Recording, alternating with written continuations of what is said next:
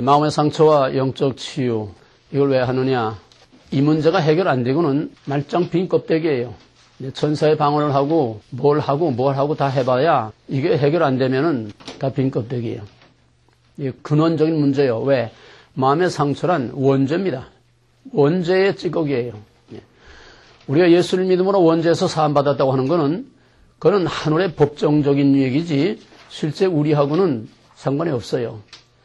하늘에서 하나님의 법정에서 판결만 의롭다고 죄 없다고 그렇게 간주해 주신 거지 우리가 죄가 없는 게 아니고 우리가 마귀의 권세로부터 완전히 지금 자유함을 누리고 있는 게 아니에요. 자유함을 누리면 왜 저런 사람이 나와요? 자유함을 누리면 왜 우리가 마음의 괴로움과 고통과 미움과 다툼과 분쟁과 싸움과 모든 불안과 염려가 이게 왜 있어요? 우리는 현실적으로는 몽땅 마귀에게 사로잡혀 살고 있는 거야. 정도의 차이만 있을 뿐이지 이 문제를 해결 못하면은 진리란 뭐라? 그 빈 껍데기 아니야. 하나님이 내가 하나님 됐으면 자유함이 있어야 돼. 평안이 있어야 돼. 마음으로 영으로 육으로 평안이 있어야 돼. 하나님이 진짜 내게 하나님 되시면은 내가 1979년에 대관령을 가다가 우리 이제 운전 배운 지 한 달밖에 안 된 부목사가 운전을 하다가 그 대관령 못미쳐 진부라고 하는 그 고개에서 차가 그냥 굴러가지고 20m 낭떠러지로 그냥 6번을 때가닥 도로 위에서 2번 뒤집히고 8번을 때가닥 하면서 내가 척추가 3개 부러졌어. 척추가 3개가 나왔어. 왕창 나갔어. 얘네 다 해. 헬스 가서 헬스하고 다 해. 영적으로 육적으로. 근데 내가 자유를 누리지 못한 게 있었어. 마음의 평안이 없어. 너무너무 내가 고통스러워. 그건 다음 시간에 얘기할 거예요. 그래서 다 얘기하자면 엄마 끝도 한도 없지. 어느 정도였는가 하면은 한 가지만 얘기하면은 내 평생 소원이 딱 3가지가 있었는데 첫째는 60kg 한번 올라가 보고 죽었으면 한이 없겠다. 60kg. 그럼 내 몸이 어느 정도인지 알만하죠. 50kg, 52kg. 그거밖에 안 돼. 조그만 여자 체중밖에 안 되지. 여자한테 물어보는 것도 실례지. 우리 한국엔 파운드 모르니까 하여튼 키로로. 그러니까 가져가고 뼈다구밖에 없었어. 그러니까 60kg 한번 올라가 보고 죽으면 한이 없겠다. 그게 소원이야. 그 다음에는 잠 한 번 실컷 자보고 죽었으면 한이 없겠다. 그냥 죽는 게 소원이야. 죽는 거. 잠 한 번 실컷 자보고 죽는 게 소원이야. 얼마나 잠을 못 잤느냐. 5년 동안 단 1분도 잠을 못 자고 살았어. 신경쇠약 때문에. 이 스트레스 때문에. 그 다음에 나머지 하나는 밥 한 번 실컷 먹어보고 죽었으면 한이 없겠다. 그러니까 이 스트레스로 위장이 엉망진창이 되고 위궤양이 다 돼서 위가 다 그냥 빵꾸나고 뭐 2시간마다 한 번씩 이 진통제고 물약을 먹지 않으면은 이게 딱 그냥 그 시간이 지나서 경련이 오게 되면은 생각하는 그 로댕에 있지? 그냥 꼼짝 못하고 하여튼 어디서든 그대로 가만히 어디 꼼짝을 못해. 위에 경련이 일어나면. 그렇게 무서웠어요. 그 죽통, 그 마오병, 이게 그 입구에 그 큰 마오병, 그 아마 미지였나 일지였나 그래요. 거기다가 죽을 담아가지고 그걸 죽통을 메고 다니면서 강의를 했는데 그 죽도 못 먹고 나중에는 물도 못 먹어. 물 한 모금만 먹어도 그냥 딱 걸려가지고 내려가질 않아요. 딱 명체 걸려가지고. 약도 못 먹어. 아무것도 못 먹어. 그러다가 어느 날 갑자기 하루아침에 이게 다 깨끗이 하나님이 다 치유해 주셔서 그때부터 지금까지 자유함을 누려요. 근데 내 마음의 상처와 고통은 아직도 자유를 누리지 못하고 있었어. 이거 치유된 지 얼마 안 돼. 예수님은 자기가 다 당하고 겪은 걸 하라고 했지, 바울도 자기가 다 당하고 겪은 걸 하라고 했지, 자기가 겪지 않은 거 그냥 공상이나 지식이나 이론이나 이거 가지고 하라는 게 없어. 내가 여러분에게 하라고 한 거는 내 70, 80 평생 다 겪은 거고, 이 상처의 치유도 내가 다 겪은 걸 여러분에게 하라고 하는 거지, 내가 뭐대 이론으로 어디서 뺏겨다가 무슨 지식을 가지고 하는 게 아니에요. 지식 가지고 안 돼. 지식 가지고는 아무런 능력이 없어요. 그래서 바울이 인간적으로, 도덕적으로, 인격적으로 완벽하기 때문에 나를 본받으라고 한 게 아니라 그 믿음, 바울의 그 자유한 그 핍박과 고난 속에서도 영적으로 자유함을 누리는 바로 영적 권위와 그 자유함과 예수 그리스도를 본받은 그러한 믿음을 본받으라고 하는 거지, 인간적으로, 도덕적으로, 윤리적으로 완전해서 본받으라고 한 게 아니에요. 그런 의미에서 여러분도 나를 본받아요. 나를 본받아요. 나와 같이 자유함을 누려야 돼. 믿음의 퀄리티는 마음의 평안과 감사와 기쁨이 있는가 없는가, 그게 믿음의 진짜 퀄리티예요. 하나님과의 바른 관계에 있고 인간과의 바른 관계에 있을 때에만 참 평안과 감사와 기쁨이 넘치는 삶이 되는 거지, 현실적으로 인간관계, 하나님과의 관계, 세상과의 관계, 내 안에 이 사탄의 둥지가 그대로 있는 한은 마음에 평화와 감사와 기쁨이 없어. 이거는 감정으로 오는 그런 일시적인 그런 기쁨이 아니야. 조건적인 어떤 조건에 따라서 좋아졌다 나빠졌다 하는 그런 게 아니라 469장 창선처럼 내 영혼의 그윽이 깊은 데서 맑은 가라에 훈련하네. 그냥 기쁨이 샘솟듯, 평화와 기쁨이 샘솟듯 솟아나는, 이것이 이 땅에 있으면서 천국의 자유와 평화와 안식과 기쁨을 누리는 진짜 퀄리티는 신앙이지, 이게 하나님이 내게 하나님 되시는 거예요. 이게 진리야. 이게 복음이야. 복음이란 본질상 전인적인 치유입니다. 육신의 치유, 마음의 치유, 영적인 치유, 죄와 마귀에게 사로잡히고 눌려있는, 갇혀있는 모든 영육 간의 모든 마귀의 권세와 죄의 권세와 모든 이런 부자유한 것에서 자유함을 누리게 하는 총체적인 전인적인 치유가 복음이지, 예수 그리스도의 십자가는 전인 치유의 복음이지 영적인 것만도 아니고, 또 예수님이 살아생전에 병자 고친 육신의 병만 고치는 게 아니라 그리스도의 복음은, 진리는 본질상 치유하는 거예요. 치유가 없는 거는 그건 진리가 아니에요. 치유가 없는 거는 참 복음이 아니에요. 복음으로 말미암은 자유가 없는 거는 참 복음이 아니에요. 그런 의미에서 이 상처의 치유를 통해서 여러분들이 자유함을 누려야 돼요. 그렇다고 해서 내가 육신의 세 가지 소원 하루아침에 갑자기 이루어진 것처럼 그렇게 모든 것이 단번에 되는 건 아니야. 육신의 병은 그럴 수도 있어요. 그러나 상처라고 하는 거는 하루아침에 되는 게 아니야. 왜? 상처는 모태에서부터 상처가 이루어져, 형성돼. 태교라고 그러지, 태교. 태중의 아이를 가지고 있을 때에 그 어머니와 그 가정의 분위기, 말 한마디 웅웅 하는 거, 지금은 과학이 발달돼가지고 그 모든 그 모체로부터 오는 반응을, 그 태아에게 어떤 반응이, 태아가 어떤 필링을 느끼느냐, 그거를 지금 다 읽어내요. 컴퓨터로 다 눈으로 보게 다 읽어내. 어머니 숨소리 하나까지 다 그 태아에게 영향을 주는 거예요. 정서와 인격 형성이 거기서 되는 거야, 다. 맨날 부부싸움하고 또 맨날 불안, 항상 마음의 평안이 없고 불안하고 염려, 근심, 짜증, 분노 이런 것이 있으면은 그 애가 정신적으로, 정서적으로 건강한 애가 나올 수가 없어요. 거기서부터 일그러지는 거야. 꼬이고 뒤틀어지고 일그러지고, 다시 말해서 정신적으로 그 마음이 벌써 쭈그러지고 파괴된 인간이 나오는 거예요. 이거 심하게 되면 기형아가 돼요. 그리고 출생하는 과정으로부터 성장 과정, 모든 우리가 인생 살아오는 과정에서 우리가 얼마나 많은 상처를 우리가 안으면서 쌓이고 무디고 무뎌서, 어떤 사람들은 무뎌서 자기에게 무슨 프로그램이 있는지를 전혀 모르고 그냥 그저 덤덤하게 그냥 그저 그렁그렁 살아가는 사람들도 많고, 우리 집엔 뭐 별 문제 없어요. 뭐 별로 뭐 앙당하고 싸우지도 않고 뭐. 그러나 의인은 없나니 하나도 없느니라. 죄와 마귀가 이 세상을 지배하고 있는 한 상처가 없는 사람은 아무도 없어요. 아무리 금실이 좋은 부부라도 서로 말 못하는 자기 혼자만이 갖고 있는 그런 아픔이나 또 그 이전에 살아오면서 가지고 있는 그런 아픔과 상처들이 다 있는데, 그거를 예민하게 느끼는 사람도 있고 또 좀 둔하고 덤덤해서 모르고 지나가는 사람도 있고, 정도의 차이지. 지난번에도 말했지만은 상처는 상처를 낳습니다. 상처는 자기 상처가 자기의 상처를 자꾸 또 만들어내요. 또 상처 있는 사람은 남에게 반드시 상처를 입힙니다. 그래서 연쇄 반응적으로 계속 시어머니한테 구박받는 며느리가 그 강아지 궁뎅이 찬다고, 여기서 기분 나쁜 일이 있으면 다른 데 가서 자기도 모르게 나가. 자기에게 그런 상처와 그런 불안과 그런 적개심, 반항심, 불신 이런 모든 것들이 꽉 차 있을 때에는 자기도 모르게 남에게 상처를 자꾸 주어. 주는 거 없이 상처를 줘요. 그래서 가정이면 가정, 사회면 사회, 교회면 교회. 바로 이 결정적인 절정이 바로 오늘 한국 사회입니다.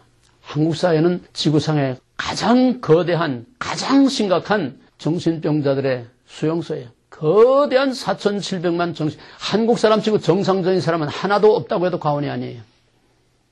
전체가 다 정신병자 수용소야. 정신병원이 아니야. 정신병원은 그래도 뭐 치유라도 해주고 뭐 약이라도 줘서 뭐 좀 조용하게 진정이라도 잠재워. 이건 전부 다 광기야. 다 광기. 북한은 육체적인 생지옥이고 남한은 영적인, 정신적인, 사상적인 사탄의 생지옥이야. 여러분은 그나마도 이 미국의 시골 한 구석에서 그런 스트레스를 덜 받고 사는 걸 이게 참 복이에요. 한국은 무서워요. 말 한마디 잘못했다간 죽어. 말 한마디만 잘못했다간 죽어. 시비가 나가지고. 그 사람들이 북적대는 속에서 어깨 한번 잘못 붙였다고 때려 죽여. 무서운 세상이에요. 무서운 세상. 더더구나 요즘은 그 아동 성폭행. 이건 정말 세계에서 유례가 없는 심각한 상태예요. 보통 정신병이 심각한 게 아니에요. 근데 속수무책이에요. 교회가 이 일을 담당해야 돼. 교회 목사부터 다 정신병자예요. 목사부터 자기 자신 해결 못해. 알지도 못해. 우리 드란노에서라도 담은 몇 사람이라도 여기서 고통당하는 사람들이 영으로든 육으로든 정신적으로든 치유를 받고 자유함을 얻는 구원의 사건이 있어야 돼. 자유한 평화의 사건이 있어야 돼. 할렐루야 찬송이 터져 나올 수 있는 그런 승리의 개선가가 나올 수 있는 그런 구원의 사건이 여기서 일어나야 돼. 지금까지도 수없이 많은 가정들이 그렇게 치유돼서 지옥에서 천국으로 된 가정들이 얼마나 많은지 몰라요. 매 기마다. 우리 육교는 이제 사람이 많으니까 더더구나 이런 문제들이 알게 모르게들 다 가지고 있는 이것들을 해결을 해야 돼요. 자, 그럼 지난번에 공부한 거 모든 마음의 상처는 어디서 온다? 모든 마음의 상처는 어디서 온다? 기억할 걸 기억하지 못하면 뭐지? 그럼 힘든 것도 아니고 세이브만 딱 해두면 나오는 건데 모든 상처는 어디서 와요? 죄와 마귀. 죄와 마귀에게서요. 그럼 그걸 안 오게 하려면 어떻게 해야 돼? 내 안에 상처가 만들어지지 않게 하려면 어떻게 해야 돼? 마음의 상처는 죄와 마귀로부터 온다. 그럼 죄와 마귀가 내게 상처를 갖다 주지 않게 하려면 어떻게 해야 되냐고. 내가 가르쳐 준 게 있지. 다 같이 시작.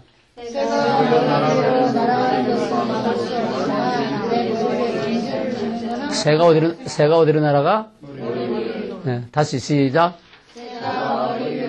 누구 머리? 누구 머리? 다시 시작.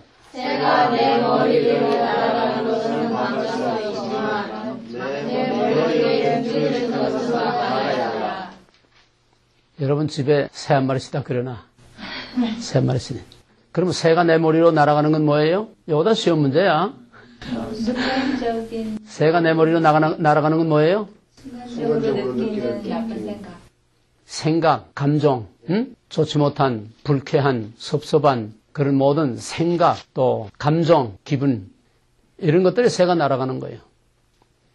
그럼 둥지 틀지 못하게 하면 어떻게 해야 돼? 상처란 뭐예요? 상처란 뭐라고 그랬지?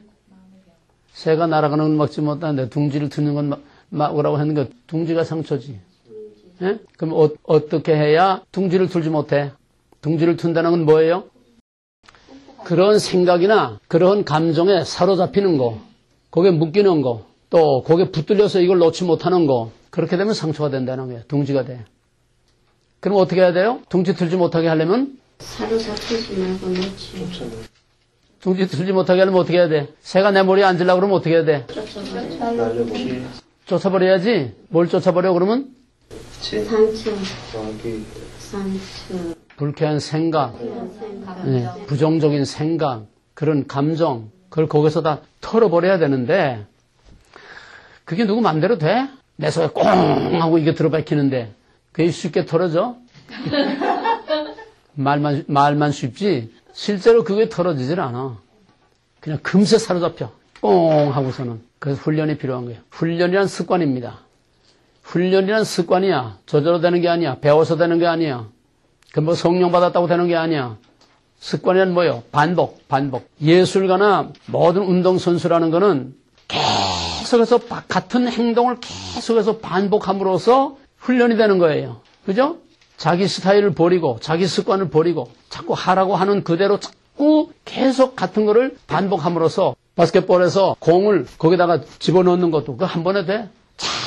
자꾸 같은 행동을, 같은 동작을 자꾸 반복함으로써 그 습관이 훈련이 되는 거예요. 신앙이란 훈련이에요. 습관을 통해서 훈련이 돼야죠. 상처의 치유도 훈련으로 되는 거지 절대로 저절로 되는 게 아니야. 기도한다고 되는 게 아니야. 은혜 받았다고 되는 게 아니야.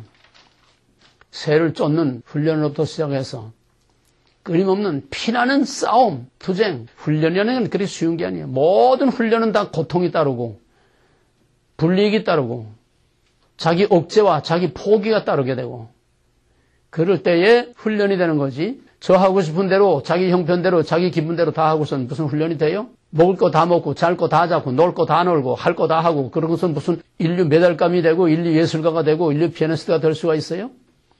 신앙은 그 이상의 훈련이 필요한데 오늘날 어디서도 훈련이 없어. 훈련이 왜 없어요? 제자 훈련도 있고 무슨 훈련도 있고 훈련 많이 아니야. 그거 아니야. 그런 거 가지고 안 돼. 영적인 훈련. 지식 가지고 안 돼.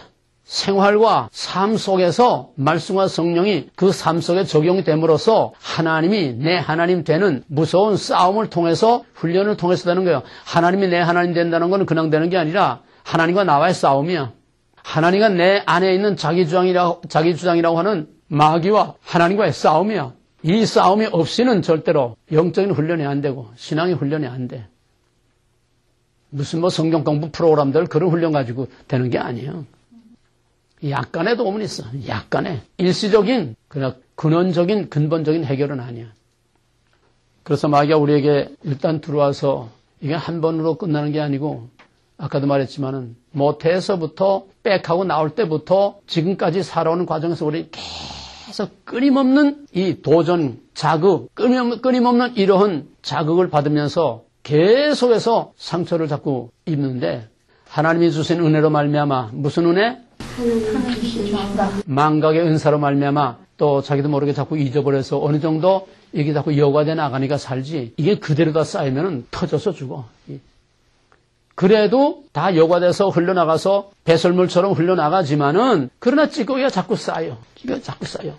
우리가 좋지 못한 패트푸드나 좋지 못한 음식들을 자꾸 먹으면 맨날 대변을 소변으로 다 나가지만은 계속 쌓이니까 그것이 콜레스테롤이 쌓이고 동맥경화증이 되고 당뇨가 되고 뭐가 되고 자꾸 성인병이 되고 자꾸 비만증이 걸리고 다 하는 거 아니에요? 배설돼도 쌓이듯이 영적으로도 똑같아. 마음으로도 똑같아. 배설되지만은 쌓여. 어떤 사람은 좀 배설을 잘하는 사람도 있고 어떤 사람들은 배설을 못하고 자꾸 쌓이는 사람도 있고 꽃 같은 걸 먹어도 운동을 자꾸 하면은 여과가 되죠. 운동을 안 하면 계속 먹기만 하면 자꾸 이렇게 되는 거 아니에요? 꽃 같아. 영적으로나 육적으로나 정신적으로나 또 마음의 상처나 다 마찬가지. 그래서 이런 것들이 우리 안에 쌓이게 되면은 거기에 교재에 나와 있던 것대로 여러 가지 많은 이런 상태들이 나타납니다.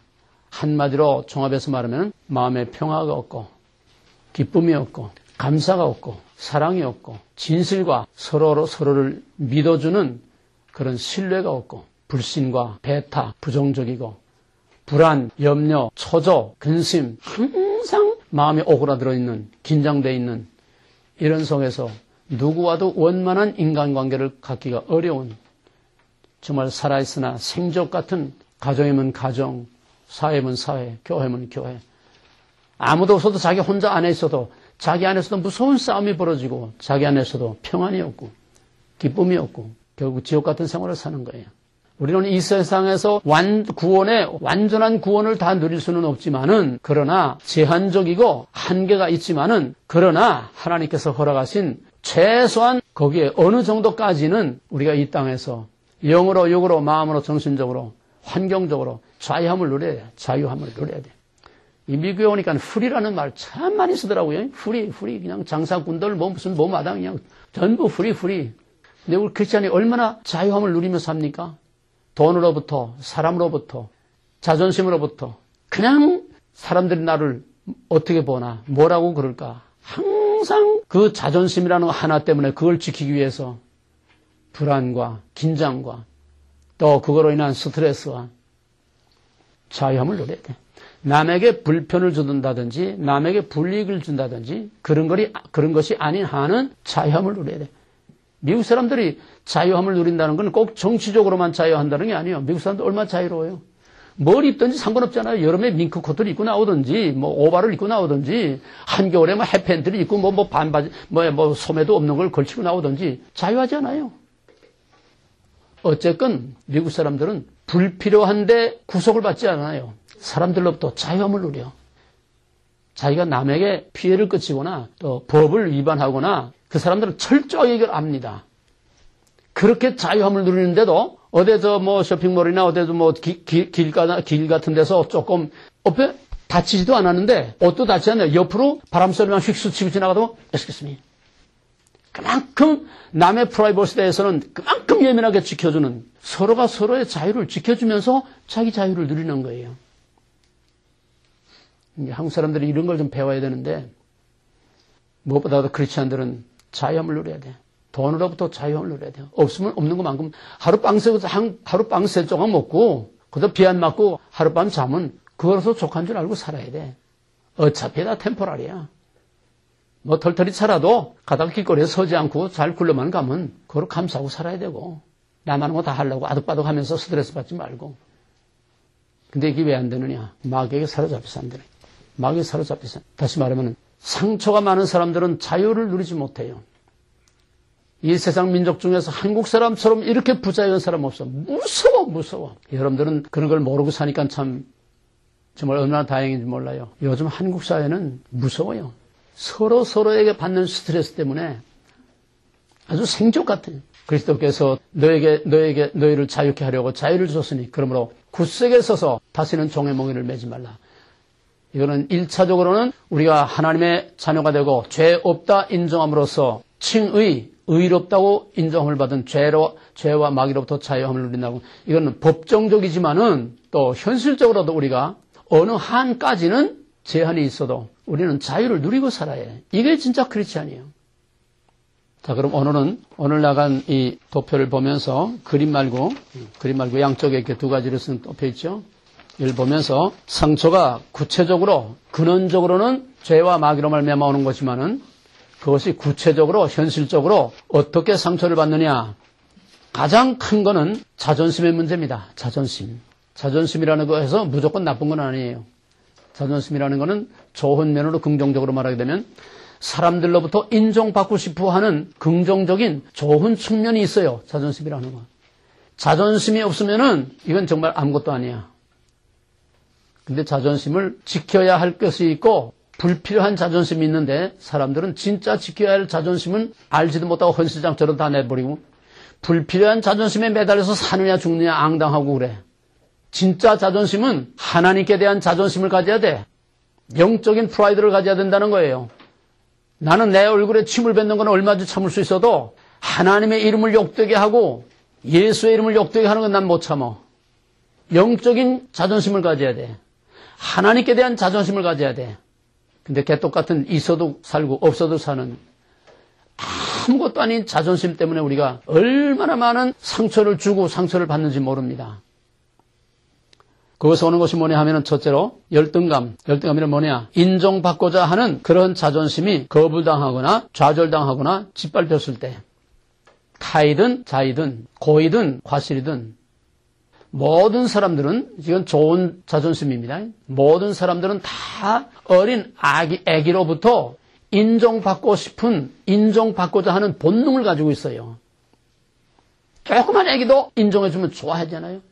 심지어 고양이 새끼는 자기 좋아하는 사람에게만 가고 자기 싫어하는 사람에 안 가. 강아지도 그래요.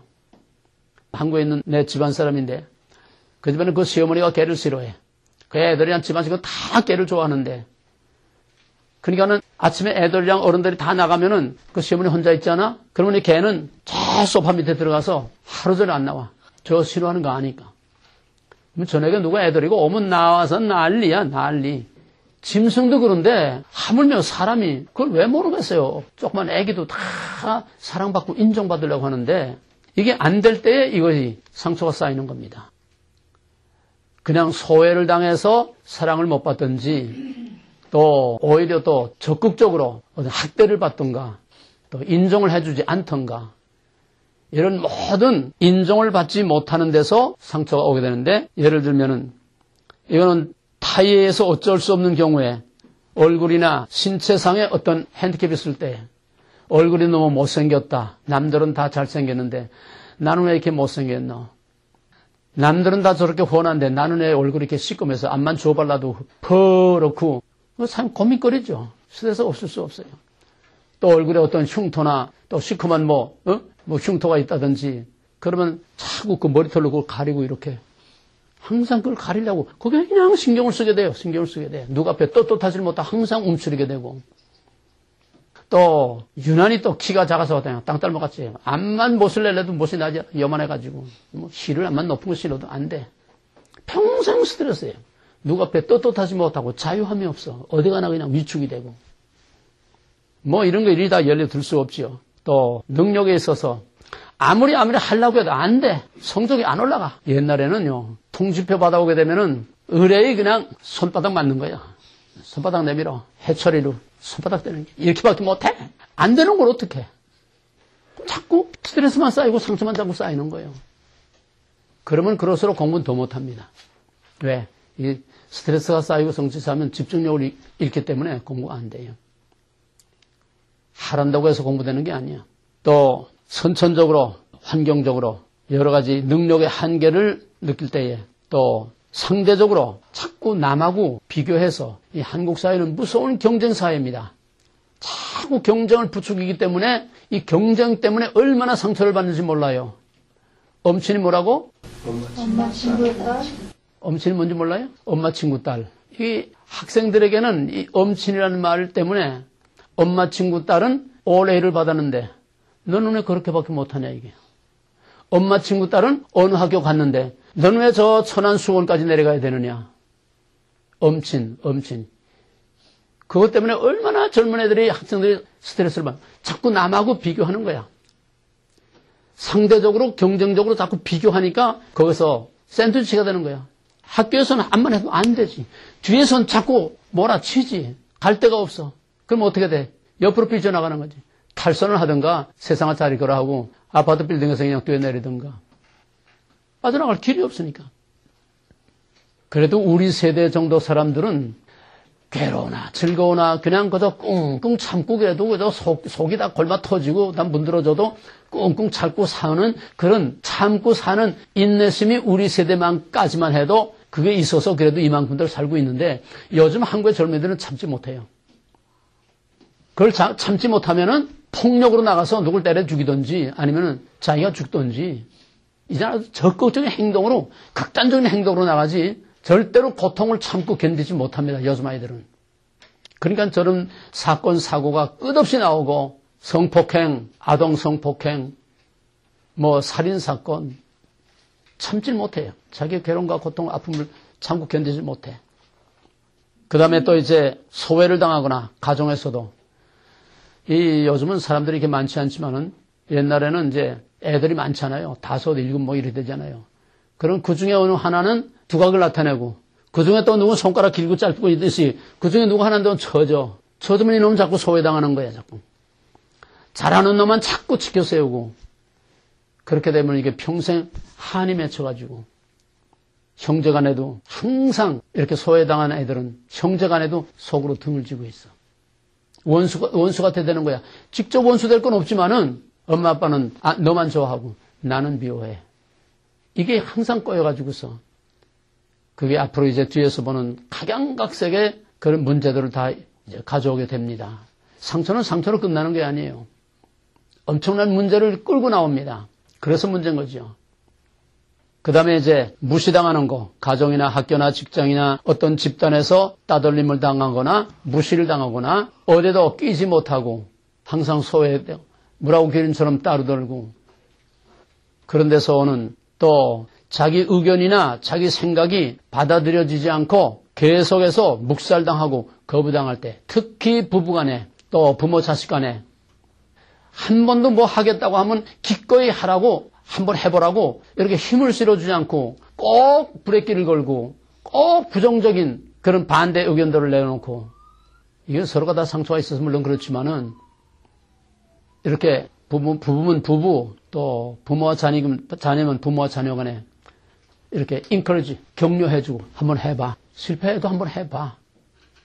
내가 우리 아이가 중학교 1학년 때에 그때 컴퓨터 XT 쓸 때 XT 알아요? XT는 여러분 알지도 못할 거예요. 맨 처음 나온 거야, 컴퓨터가. 그거 쓸 때, 그때 이제, XT 다음에 나온 PC, 퍼스널 컴퓨터.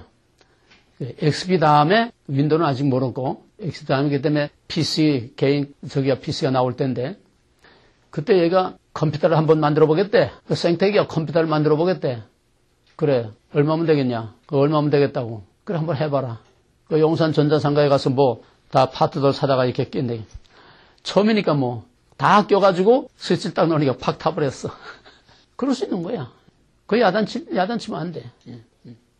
그 다음에 두 번째는 그래 해가지고서 아주 첨단 컴퓨터 박사가 됐어요. 사방에 남의 컴퓨터 만들어주고 또 남의 컴퓨터 고쳐주고 그것 때문에 지금까지도 뉴저지에서 지금까지도 그냥 맨날 남의 컴퓨터 고쳐주러 돌아다니고 참 이런 게 중요해요. 실패를 통해서 성장하고 성숙하고 깨닫는 건데 이런 걸 자꾸 이렇게 막게 되면은 나는 아무것도 할 수 없어. 해봐야 소용없어. 말해봐야 소용없어. 또 안 돼. 그러니까 이 사소한 상처라는 건요. 사소한 것들이 자꾸 이렇게 쌓여서 티끌 못해서 안 된다고 이런 것들이 쌓여서 나중에는 그 뿌리가 너무 단단하고 너무 깊어져 가지고서 이게 평생 그 뿌리를 뽑지 못하는 무서운 상처들로 한두 가지겠어요? 그 상처의 뿌리들이 한두 가지겠어요? 어마어마하게 많은 문어발 같은 이런 종류별의 그런 상처들이 그냥 나무 뿌리처럼 얽히고 설켜가지고 뿌리 깊이 베낀 그 상처를 하루아침에 하루 이틀에 고쳐지겠어요? 그게 뿌리가 깊은 것만큼 시간이 오래 걸린 것만큼 그만큼 치유의 시간이 그만큼 많이 걸립니다.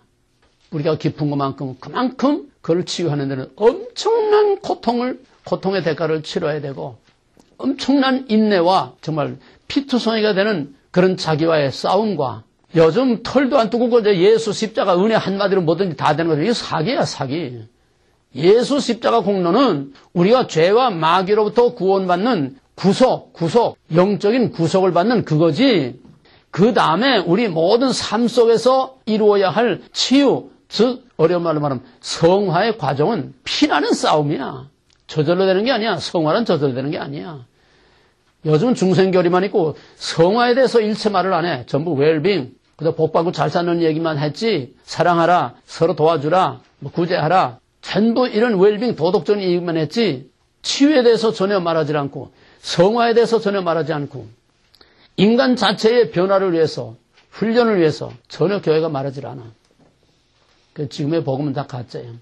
성화가 따르지 않는 중생은 그건 가짜예요. 그 다음에는 자기 의견이 항상 거부를 당할 때 그게 좀 무서운 상처가 되는 겁니다.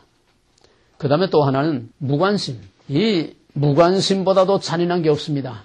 여러분 부모 자식 간이나 부부 간이나 서로 싸운다고 하는 거는 그만큼 갭이 없고 가까운 증거예요.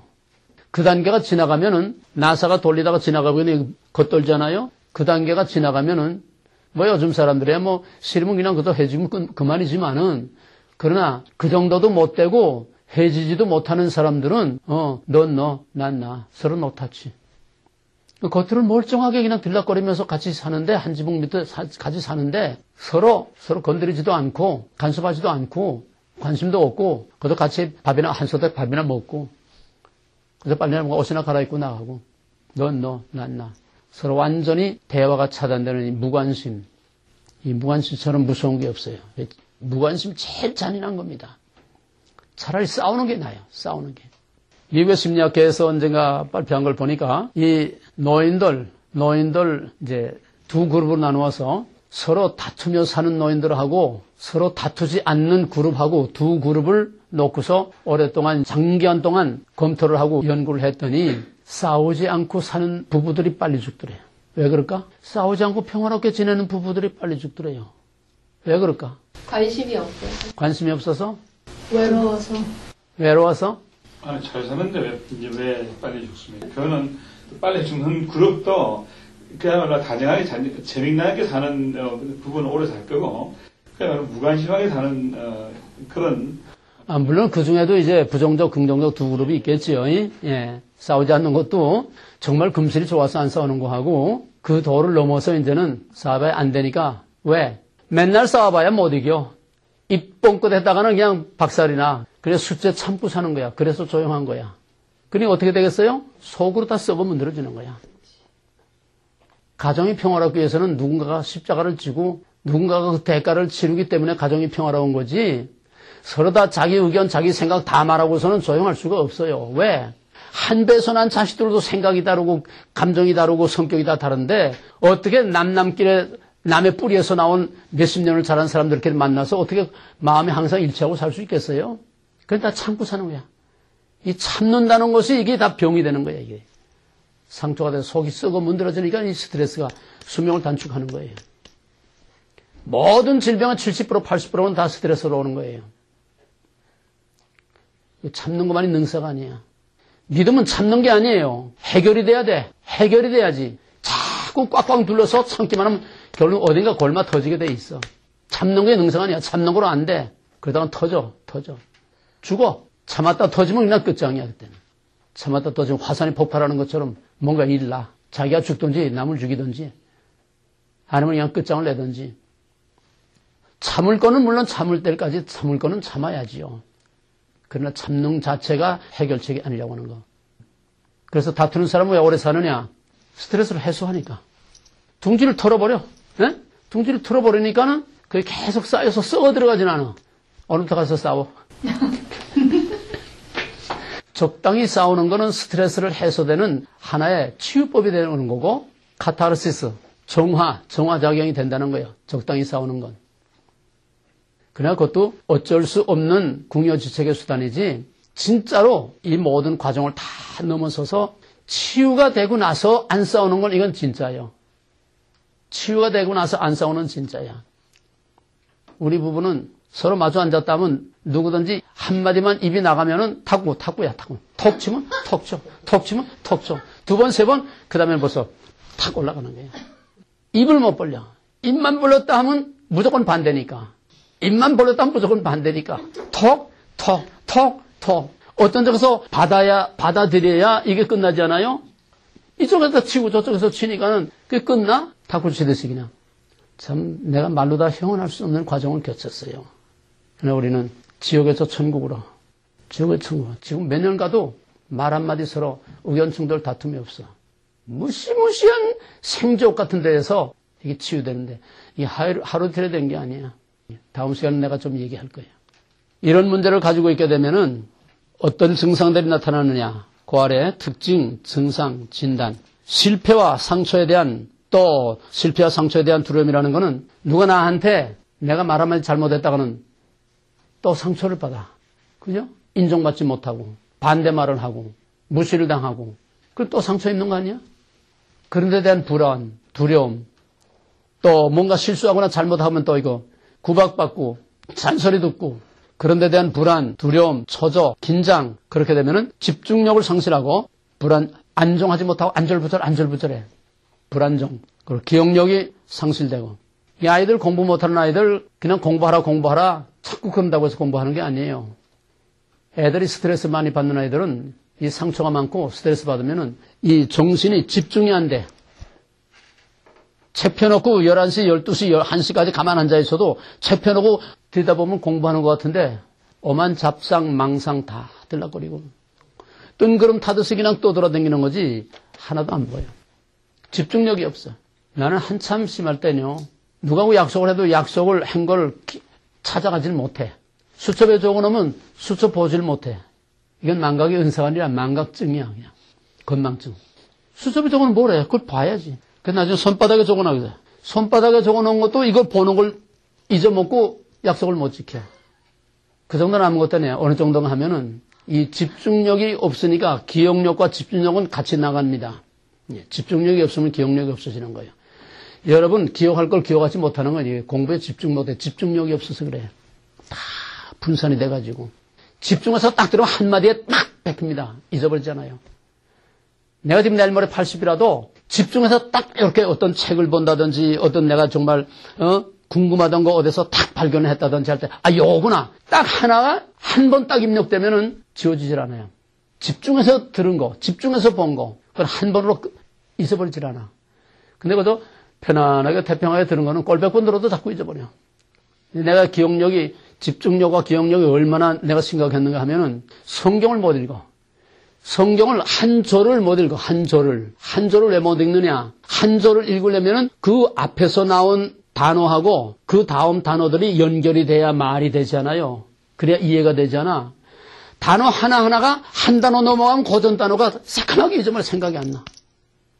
한 단어가 연결이 안 돼.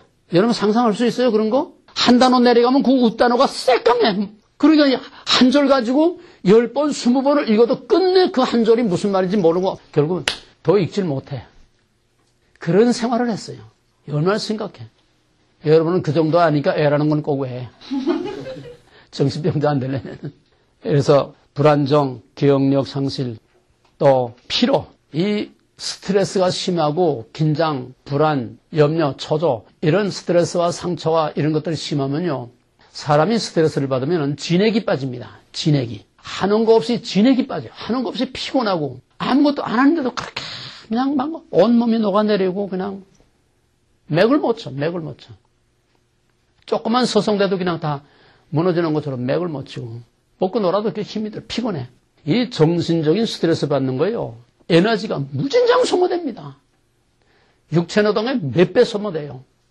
이래서 이런 스트레스가 많은 사람들, 이 상처와 스트레스가 심한 사람들은 만성 피로에서 항상 피로를 호소하고 요 단계가 지나가면은 통증을 호소해. 고통을 호소해. 실제 육체적으로 고통이 옵니다. 내가 총각 때 형님이 새로 와서 병원에 있었는데 나는 그냥 못 살겠어. 너무너무 그냥 안 아픈 데가 없고 못 살겠어. 그냥 많은 고통을 호소해도 형님 보니 알지. 내가 이렇게 괴로워서 잠도 못 자고 괴로워서 이렇게 온 몸이 그냥 마음은 둘째 쳐놓고 육체적으로 내가 이렇게 괴로운데도 나는 끔찍 안 하는 거야. 그럼 막 그냥 땡깡 부리고 화를 내고 그럼 오늘 이따가 병원에 나와. 병원에 나와서 전문의 한 대 데리고 가면 아무 이상이 없대. 나는 아파 죽겠는데 아무 이상이 없대. 미치는 거예요. 경험자들이 있을 거야. 두통이 온다든지, 옆구리가 쑤시다든지, 어깨가 아프다든지, 이게 이리 왔다 저리 왔다 하고, 사방에.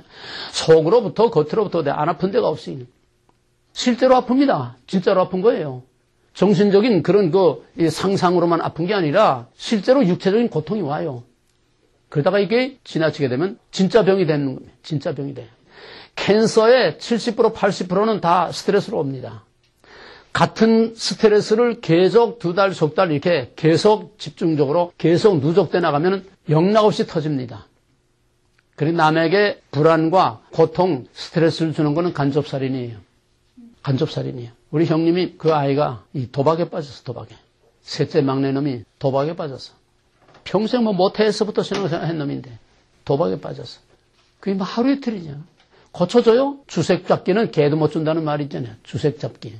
그러니까 하다 안 되니까는 그 며느리가 그렇게 착한 며느리인데도 더 이상은 못 살겠다는 거야. 이제. 이혼하겠다는 거야. 큰 난리를 치니까 결국 형님이 위암으로 죽었어요.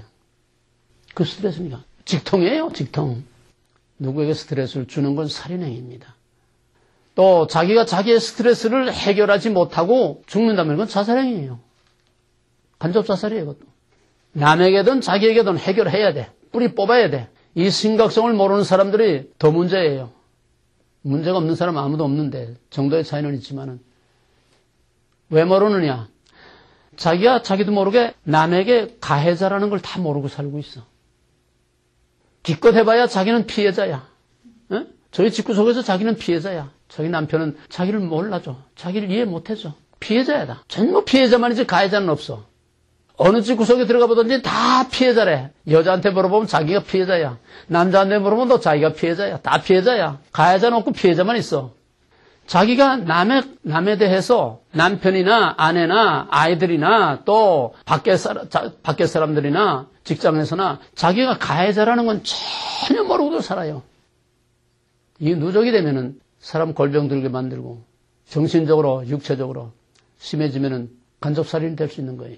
그래서 이런 피로, 의욕상실, 불신, 폐쇄적, 그 다음에는 폐쇄적이 되면은 의사불통, 고집불통, 누구하고도 대화가 되지 않고 타협이 안 되고 의논이 안 되고 그냥 막무가내로 애골수로만 나가는 이 고집불통. 성격적인 것도 있지만은 이런 상처로 불신의 벽이 두터워지게 되면은 누구의 말도 진실 그대로를 받아들이질 못해. 액셉하지 못해. 다 탱탱 튕겨내고 다 거부하고 부정적이고 비판적이고 배타적이고 그런 이러한 마음의 이건 다 내적인 겁니다. 이런 증상은 그 속에서 나타나는 것들인데 그런 병을 가지고 그런 상처를 그런 문제를 가지고 있는 사람들은 표면으로 밖으로 어떻게 나타나느냐. 오른쪽 보세요. 그게 방어기제라고 하는 건데 속에 이런 문제들을 가지고 있으면은 그것을 위장하고 합리화시키고 또 다른 사람들이 자기의 약점과 아픔을 건드리지 못하게 자기의 약점을 들여다보지 못하게 자기 스스로 무의식적인 본능적인 방어 기제가 나타납니다. 디펜스 메커니즘이 나타난다는 거예요. 이건 알고 하는 의식적인 행동이 아니에요. 무의식적인 행동입니다. 그래서 모든 상처와 아픔과 약점을 스스로 자꾸 은폐하고 숨기고 위장하기 위해서 역기능, 반대 기능이 나타나. 이거하고 반대 기능이 나타나. 예를 들어서 열등감, 극심한 열등감을 가지고 있다. 경제적으로 너무 가난해서 그 가난에 대한 열등감이 어려서부터 또 이렇게 쌓여있는 그런 열등감이 있다. 또는 공부를 못해서 또 남들은 다 대학 가는데 자기가 대학을 못 가는 한이 맺히고 그런 것들로부터 자유를 누리지 못하는 사람들이 이 극심한 사람이 있어요. 대학 못 갔다고 다 그런 건 아닌데 특별히 어떤 사람들은 이게 아주 한이 맺히고 이게 아주 무서운 상처가 돼서 병처럼 되는 그런 사람들이 있어요. 뭐 미국 사람들은 그런 거 별 문제가 안 되는데 한국 사람들은 특별히 학력 사회이기 때문에 이 간판 사회이기 때문에 대학 못 갔으면은 어딘가 길을 못 펴고 자꾸 위축되고 자꾸 자기가 남보다 뭔가 부족하고 모자르다고 하는 결핍증을 갖고 이런데 자유함을 누리지 못해. 미국 사람들은 뭐 대학 못 가도 내 아는 사람은 아주 엄청난 부자인데 미국 사람인데 그 아들은 대학도 안 가. 자기는 취직한대. 그래서 내 딸 같은 그런 사람이 있는데 그 아이하고 고등학교 같은 이제 친구들인데 고등학교 때부터 그냥 쭉 살자 그렇게 따라다니더니 결국 걔하고 결혼을 했어. 잘 살아요. 그렇다고 해서 부모 의지하는 게 아니야. 결혼할 때 그 갑부가 저희 아들 결혼하는데 그 별장이 어느 정도가 하니까 별장 안에 풀장이 있어. 집 안에 풀장이 있어. 아주 왕궁 같아, 성 같아. 그 호스카이 가든에서 이제 결혼식을 하는데 딱 만불 딱 주면서 이거 가지고 다 해. 뭐 집 하나 사주는 것도 아니고 아파트 하나 얻어주는 것도 아니고 만불 가지고 다 하라는 거야. 아파트는 뭐 들어가서 뭐 폐하면 되는 거니까 세상에 난 놀랬어 정말. 한국 같으면 얼마나 요란스럽게 하겠어요. 저희 그 젊은 애들 친구들 그냥 그 가족 몇 사람하고 그렇게 해가지고 이제 결혼식을 했는데 고등학교 안 나왔다고 끌리는 거 하나도 없어. 완전히 후리하게 살아. 그러더니 저 소방 헬리콥터 있지? 그것도 이제 교육받아가지고 소방 헬리콥터 지금 이거 빨로 하고 있어요. 아니 대학 못 나오면 못 삽니까? 미국 사람들은 자유하게 사는데 한국 사람들이 학력 때문에 스트레스 받는 사람이 너무 많아요. 이런 열등감을 가지고 있는 사람들은 역기능으로 나타납니다. 정반대로 나타나. 열등감이 심한 사람은 한마디로 말하면 교만한 사람들은 열등감이 심하다고 보면 틀림없어요. 교만한 사람. 물론 타고난 성격도 있겠지만은 어디 가나 잘난 척하는 사람, 어디 가나 똑똑한 척하는 사람, 팔방미는 노릇하는 사람, 백과사전, 누가 무슨 말 한마디만 꺼내면은 그냥 그 말 딱 가로채가지고서는 혼자 다 아는 것처럼 그냥 팔방미인 백과사전 모르는 거 없어. 목사 누구 이름 하나 나오면 그 목사 줄줄이 그냥 그 뭐 배우고 다 나오고 어떤 탤런트 말 한마디만 나오면 그 탤런트 그냥 좔좔좔 다 나오고 세상 얘기 모르는 거 없이 사방팔방 대중 잡지 무슨 잡지에 나오는 이런 것들 그냥 안 보는 거 없고 모르는 거 없고 목사들 그런 사람이 있어요. 그 마켓에 나오는 것들 별의별 게 다 많잖아요. 그 이만큼 갖다가 일주일 내내 그거 다 봐. 성경도 안 보고 기도도 안 하고 그만 봐. 극심한 열등감에 사로잡힌 사람들은 팔방민, 백과사전 그런 사람들 보면 불쌍해. 자기 몰라. 그 열등감으로 인한 자기의 고통이 얼마나 심한지를 몰라. 역기능으로 다 위장되고 캄프라져있기 때문에 오히려 그 다음엔 자기가 자기에게 쏟고 살아. 자기가 많이 아는 것처럼 이거 가지고 보상심리. 많이 아는 것처럼 그거 가지고 자기 보상심리로 그걸 가지고 자위를 하는 거예요. 자위. 이런 사람들은 참 불쌍한 사람들이요. 또 있는 척하고 뭐든지 차도 인류, 뭐 집도 그냥 힘에 넘치도록 그냥 큰 집, 좋은 집 뒤집어 쓰고 차도 좋은 차, 옷도 남보다 더 비싼 옷, 브랜드, 좋은 것들만 입고 다니고. 여기는 참 자유로운데요. 아무거 입고 다녀도 한건 안 그래. 굶어 죽어도 남한테 끌리지 않게 입고 다녀야 되고. 응? 하다못해 여자들 신발 어디 가서 벗어놓으면 신발 어디 거나 신발 안에다 써있잖아. 그거 가지고 자존심 상하는 거예요. 땡볕 내서라도 최고 신발 비싼 것들을 사 신고 다녀야 되고. 이렇게 되면은 자기라고 하는 건 없어져요. 전부. 그러니까 과소비, 낭비, 허세, 이 애모를 봐도 다 나타나. 애모를 봐도. 과소비, 낭비, 허세, 얼굴로 다 나타나. 이런 상처가 심한 사람들, 열등감이 심한 사람들. 또 어떤 사람들은 불안, 초조 때문에 자기 속에 잠시도 평안이 없고 항상 그냥 불안, 긴장, 초조, 그냥 다리가 다다다다다다 떨지 않으면 그냥 한 군데 오래 가만 앉아있지 못하고 그냥 화장실 들락날락 하지 않으면 이 불안, 초조. 또 어디 가서 팍팍 기마에 쓰고 그냥 돈 쓰는데 그냥 팍팍 쓰고 다니는 사람.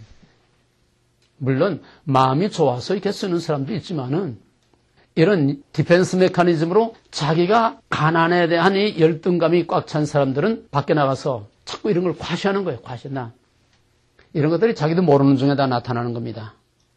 그 다음에 이제 또 다른 측면을 보게 되면 이런 사람들은 두 가지 행동 양식으로 나타나요. 이거 다 할 수 없으니까 크게 나누면은 두 가지 행동으로 나타나. 모든 사람들은 밖으로 발산하는 애향적인 사람이 있고 안으로 움츠러드는 내향적인 성격이 있습니다. 이건 타고난 성격이니까 거기에 따라서 이 디펜스 메커니즘이 달라지는 거예요.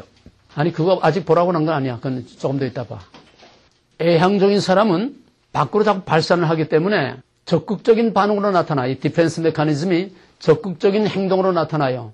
이 적극적인 행동이 애향적인 사람들은 이게 잘못되게 되면은 공격적이 되고 범죄, 공격, 폭력, 그 사람은 건드리면 안 돼. 건드리면 그냥 폭탄 같은 말이 나오든지 뭐 칼날 같은 비수 같은 아주 그냥 속을 팍 긁어놓는 말이 탁 나오든지 이 사람은 그냥 건드리면 나와. 그러니까 그림 보세요. 여기.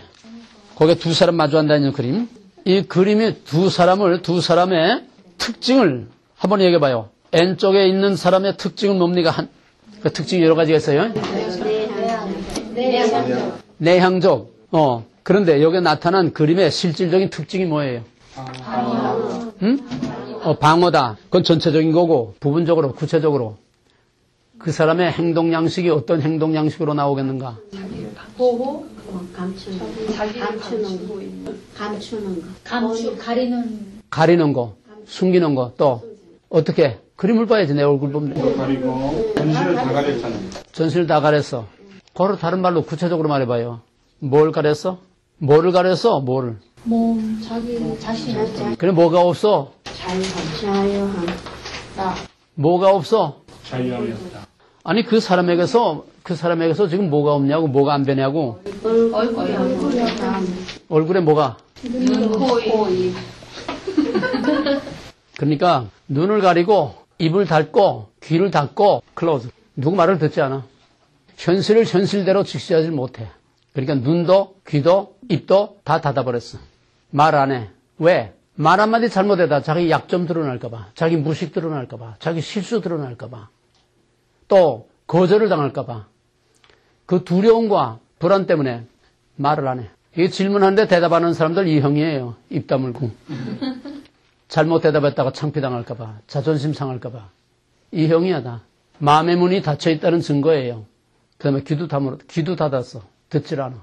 그 방패를 들고 방어형이야. 예, 갑옷을 입고 방어형. 그 다음에 오른쪽에 있는 사람은 어떤 타입이? 이건 남자 여자를 이렇게 꼭 말하는 건 아니에요. 이게 남자일 수도 있고 여자일 수도 있고 이쪽도 남자일 수 있고 여자일 수 있어요. N쪽에 있는 사람은 어떤 특징이에요? 공격적. 근데 지금은 공격하고 있는 건 아니야. 그러나 언제든지 건드리면 공격할 자세를 갖고 있는 거야. 언제든지. 너 나 건드리면 나 가만 안 있을 거야. 항상 건드리면 팍 나가 그냥.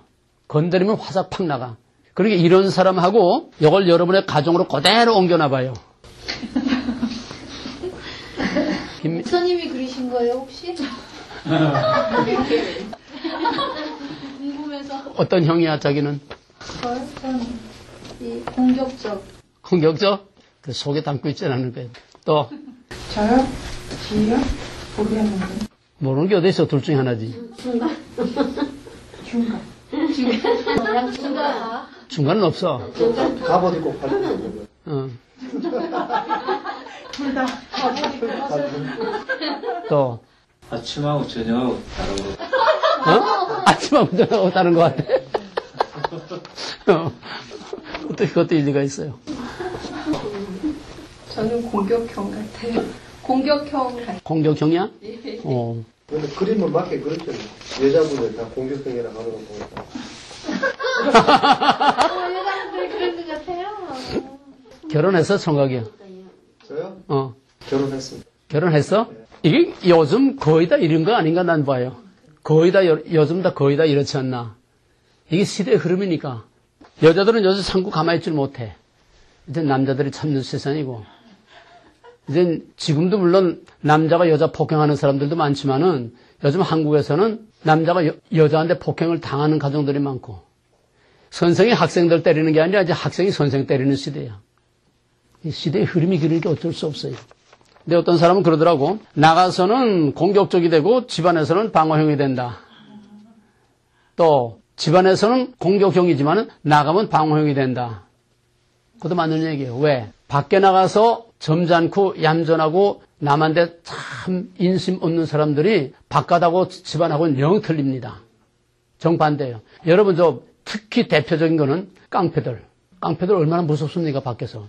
근데 깡패들은 집에 가면은 저희 부인들 얼마나 애끼고 잘해주는지 몰라요. 그 밖에서처럼 그렇게 무서우면 어떻게 살겠어요? 정반대예요. 정반대. 깡패들은 저희 부인들을 얼마나 애끼고 얼마나 위해주고 얼마나 사랑하는지 몰라요. 일이 있어요. 일리 있지? 예.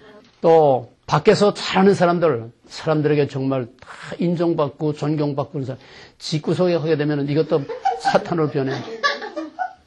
내가 한국에서 크고 기도원 한울산이라고 하는 큰 기도원에서 이제 몇천 명 모인 그 기도원에서 이제 여러분 집회를 하는데 예배 끝나고 나서 어떤 젊은 자매가 상담을 하겠다고 왔어. 그냥 엉엉엉엉 울면서 이제 얘기를 하는데 자기 아버지가 어느 서울의 큰 교회에 아주 수석 장로인데 교회에서는 아주 천사라고 그러는데 천사.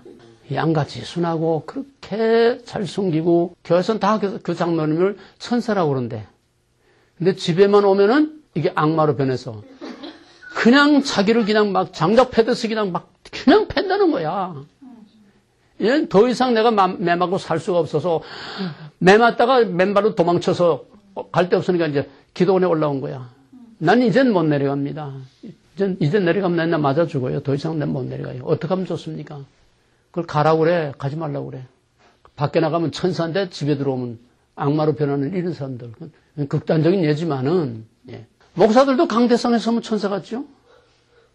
집에 돌아가게 되면, 집구석에 돌아가게 되면. 제일 문제 많은 가정이 목사의 가정들입니다. 왜? 두 얼굴을 가지지 않을 수 없어. 그렇다고 해서 그게 숨겨지진 않아. 다 나옵니다. 어디를 삐져나오든지 그 말하는 매너에서 나오든지 설교에서 나오든지 그 사람의 삶에서 나오든지 뭐 교인들과의 어떤 관계에서 나오든지 어디든 터져나오게 돼 있는데 제일 이 치유에 이게 진짜로 필요한 사람이 목사예요. 목사의 가정. 우리 동양에도 수신제가 지국평천하 자기 몸을 다스리고 가정을 다스리고 그 다음에 나와서 세상을 다스리라. 성경에도 그랬잖아요. 디모데전서 3장에서 목사와 장로, 집사, 한 아내의 남편으로 그 자녀들을 잘 다스리는 자라야 할지니 그렇지도 못해. 제일 스트레스 많이 받는 게 목사와 사모들입니다. 왜? 이건 당하기만 했지 같이 싸우지 못하잖아. 입 한 번 뻥꺼냈다간 뭐 날벼락 나는데 응? 보따리 싸고 도망가야 될 판인데 쫓겨날 판인데 그러니까 목사는 목사대로 속으로 다 새기고 꿍꿍거리고 사모는 사모대로 또 항상 소외감을 느껴. 왜? 목사는 꽃밭에 살거든 항상 그냥 뭐 신방 가고 어디 가고 그냥 맨날 꽃밭에 살고 또 존경받고 대접받고 그냥 높임받고 목사님 한데 이 사모는 이건 뭐 아주 꼬다른 보릿자루예요. 그러니까 소외감에다가 이제 또 뭐 하게 되면 질투심, 심각한 이런 문제를 가지고 있어요. 그럼 어떻게 돼? 집안에서밖에 저희끼리밖에 붙을 데가 없어. 제일 심각한 게 목사의 가정입니다. 이런 사람들이 이제 그 다음 그림을 보세요. 맨 끝에 이런 그림. 이거를 보게 되면은, 여기 이제 슬라이드 필름을 내 거꾸로 껴서 글자가 반대로 나왔는데, 이것이 이제 스트레스를 많이 갖고 상처를 많이 가지고 있는 사람들은 애양적이든 내양적이든, 애양적이라고 해서 안에 아무것도 없는 거 아니에요. 애양적이지만은 자기의 속을 숨기고 있고 감추고 있고 남에게 노출되기를 꺼려하는 그런 아픔, 그런 약점, 그런 허점을 가지고 있기 때문에 그런 거는 노타치. 딱 지켜보해서, 이건 성욕이야, 성욕. 누구도 거기에 들어오면 안 돼. 그거 건드리면 안 돼. 그런 것들을 가지고 있어요. 특히 이제 내향적인 사람일수록 이게 더 심합니다. 이 방어벽. 자기를 방어하는 이런 방어벽인데 이게 뭐냐 하니까 불신의 벽이에요. 불신. 아무도 자기를 들여다보지 못해. 아무도 자기 약점 들여다보면 안 돼. 큰일 나. 그러니까 항상 불안할 수밖에 없어. 누가 내 약점 이걸 알지 않나. 또 약점을 또 노출되지 않나. 말 한마디 잘못할 때. 또 누가 누구한테 또 내 이런 약점과 내가 이렇게 아파하고 괴로워하는 이런 것들을 또 사람들 입을 통해서 나가지 않나. 항상 이런 데 대한 불안이 있기 때문에 아까 갑옷 입은 그 사람처럼 자기 방어를 위한 이런 자꾸 불신의 벽을 쌓아. 사람들하고 원만한 커뮤니케이션이 안 돼. 진실과 진실을 서로 주고받을 수 없어. 누가 말을 해도 그 말을 받아들이질 않아. 다 그냥 이 두터운 방어벽 밖에서만 내리쳐지 마음속으로 받아들이질 못해. 이런 사람들에게는 복음도 진리도 그 어떤 말씀도 그 속에까지 중심까지 들어가지 못합니다. 다 밖에서 탕탕 튀어나가고 말아. 예수님은 이거를 네 종류의 밭의 비유로 말씀하셨어요. 이 길바닥과 같은 거야 이게. 또 가시덩굴, 돌짝밭 이건 다 상처와 하지로 세상 근심, 불안, 염려, 걱정 이런 것들이 다 얽히고 성긴 이게 가시밭, 돌짝밭, 길바닥 이게 심해지면 이 길바닥처럼 완전히 성을 쌓고 벽을 쌓고 그 속에 숨어서 오픈을 안 하는 거야. 딱 클로즈하고. 뭐 성격적인 차이도 있지만은 말을 해야 할 자리에서도 말을 하지 않고 이렇게 클로즈하고 있는 사람들은 다 이런 형들이에요. 이런 형들이에요. 이런 형은 어떤 것으로 나타나는가? 그 다음 그림 보세요. 양쪽에 이거. 내향적인 사람은 안으로 움츠러져 들어가. 자꾸 위축돼. 우울증, 노여움, 분노, 곡해, 애곡 이런 사람들은 무슨 말을 해도 꽈배기처럼 다 이렇게 벨벨 꼬여서 오해를 하고 곡해를 하고 남은 선한 뜻으로 말하는데 피해의식이 꽉 차가지고 피해망상증에 걸려가지고서 저 사람이 나를 또 어떻게 하려고 그러는가? 왜 저런 말을 하는가? 이런 식으로 오해, 곡해, 애곡, 그 다음에 자학, 비판, 또 반대로 얌전하고 착하면서도 절대로 무너지지 않는 그런 아집, 고집, 애골, 절대로 누구 말 듣지 않아. 자기 고집대로 하지. 또 이거 조금 더 지나치면은 또 옆으로 나가면은 음주, 마약, 도박, 도벽, 또 그 다음에는 은둔, 많은 사람들 앞에 나타나지 않고 사람들 틈에 끼어서 어울리지 못해. 항상 뒤로 쳐져서 혼자서 숨어 살길 좋아하고 방구석에 처박혀서 밖에 애출하는 걸 싫어하고 사람들 모임에 어디 나가는 걸 싫어하고 교회를 가도 그냥 꽁문이 아무도 모르는데 꽁문이나 한쪽 귀퉁이에 가만 앉았다가 예배만 딱 끝나면 싹 빠져나가고 사람들과의 교제와 이런 사귐이 없어. 항상 자기는 숨어 살아. 피해망상, 의사불통 또 어떤 경우에는 거짓말 자꾸 자기를 위장하기 위해서 자기도 모르게 이게 무의식 중에 하는 거예요. 거짓말을 하겠다고 일부러 생각해서 꾸며서 하는 게 아니라 무의식적으로 습관적으로 그냥 거짓말이 나가버려. 거짓말이. 무조건 거짓말로 나가버려. 누가 말을 해도 그냥 자꾸 거짓말이 그냥 나가버리는 거야. 이게 거짓말이 습관화되게 되면은 자기가 거짓말을 하고 있다는 걸 전혀 모릅니다. 몰라. 예를 들어서 남편 집에 옆에 있는데도 전화가 왔어. 아무개 집사님 계십니까? 나가 밖에 나가고 없는데요. 이 전화 자체에 대한 불안증이 있어. 누가 가까이 접근하는 거기에 대해서 항상 불안이 있는 불안. 습관적으로 자꾸 거짓말을 해. 이유 없이 거짓말을 해.